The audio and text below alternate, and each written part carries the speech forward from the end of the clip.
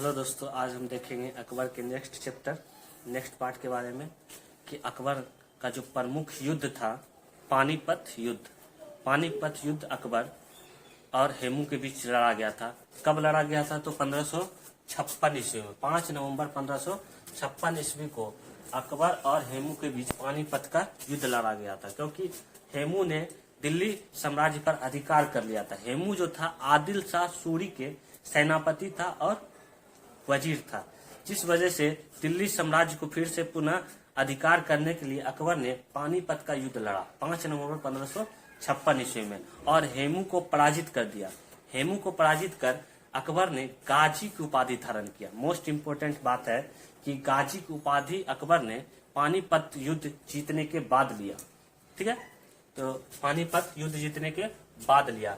तो धीरे धीरे जो इसका जो संरक्षक था, इसके जो सेनापति थे संरक्षक बेरम खान दिल्ली सम्राट पर धीरे धीरे प्रसिद्ध होता जा रहा था, जिस कारण जो था दिल्ली साम्राज्य की जनता उससे नाराज था, क्योंकि बेरम खान धर्म से शिया थे और दिल्ली साम्राज्य की जनता, अधिकतर जनता, सर्वाधिक जो जनता थी वो सुन्नी धर्म से ताल्लुक रखते थे।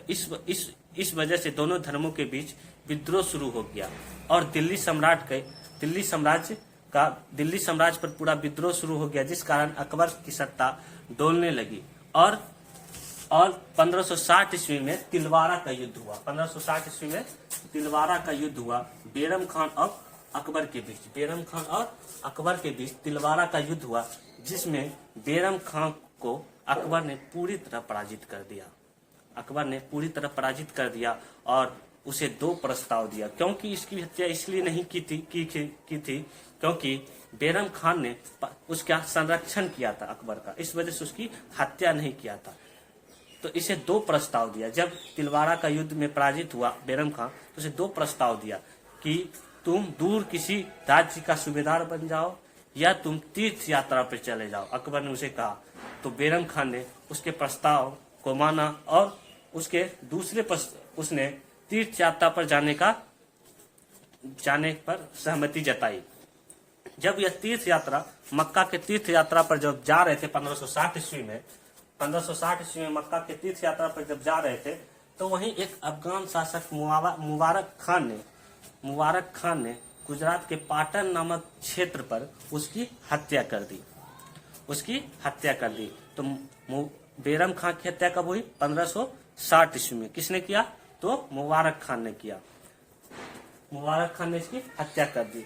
इसका एक पुत्र का नाम मिलता है बेरम खान का पुत्र का नाम अब्दुल रहीम खान ए खाना, और इसकी पत्नी का नाम था सलीमा बेगम।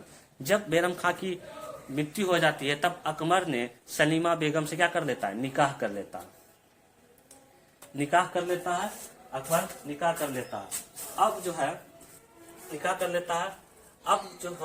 अब इसका हम लोग देखेंगे प्रमुख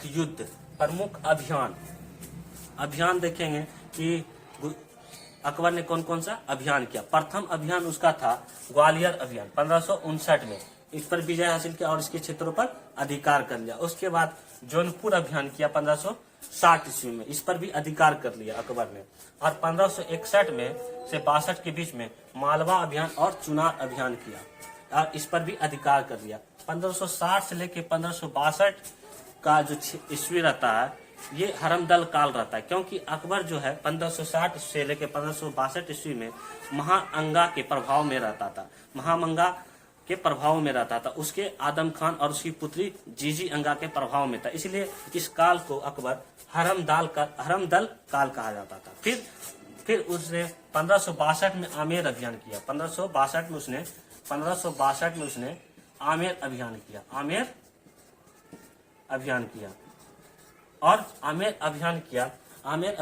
आमेर के जो शासक थे कछवाहा वंश के राजा भारमल।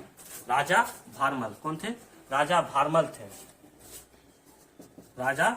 भारमल ने अकबर की अधीनता स्वीकार ली। आक्रांता देखकर अकबर की अधीनता स्वीकार कर ली और राजा भारमल ने अपनी पुत्री हरकाबाई का विवाह करा दिया। किससे? अकबर से।